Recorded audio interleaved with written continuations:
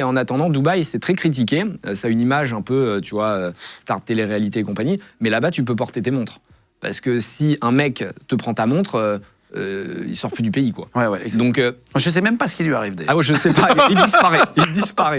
On était allé avec Légende, on est allé filmer, je remettrai la vidéo si vous voulez la voir, de Samuel Cardillo, qui est un garçon qui avait vendu sa boîte et qui avait acheté des satellites. Aujourd'hui, il a une boîte de satellites, et, il a 28 ans, et vraiment un génie.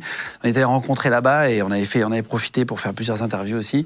Et c'était assez impressionnant de voir la sécurité, à quel point on pouvait laisser la caméra posée sur une voiture, aller manger avec ta caméra posée sur la voiture. Ah non, mais c'est fou. Ce qui est complètement impossible. À Paris, ça dure un quart d'heure. Ta caméra, un quart d'heure. Mais je pense même pas. Non, mais pour de vrai, c'est-à-dire qu'il y a une voiture qui s'arrête, qui la monte. Mais c'est assez fou. Et tu peux la poser là-bas. Moi, j'ai posé mon iPhone. Je suis allé me baigner pendant 4 heures. Je suis revenu, il y a toujours l'iPhone. Je trouve ça fou.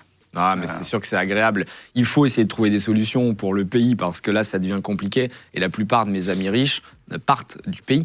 Donc, c'est. Ah, tu le vois vraiment, ça ? Mais vraiment, depuis l'année dernière, avec la loi de finances qui a fait peur à tout le monde, le problème de la fiscalité, c'est que c'est un peu comme la chasse. Quand tu as tiré une fois sur le lapin, il revient jamais. Donc, les gens ont eu tellement peur qu'ils ont prévu des méthodes. C'est-à-dire qu'un très riche trouvera toujours des solutions pour aller dans un autre pays. C'est-à-dire que j'ai des potes qui vont vraiment faire des montages assez poussés, qui vont rendre le passeport français pour être sûr de ne pas se faire taper par Mélenchon si jamais un jour Mélenchon dit « je vais taxer mondialement ». C'est-à-dire qu'en fait, un peu comme les États-Unis, peu importe le pays où tu seras, Mélenchon, ce qu'il dit, c'est « je vais venir te taxer même si tu vis à Dubaï ».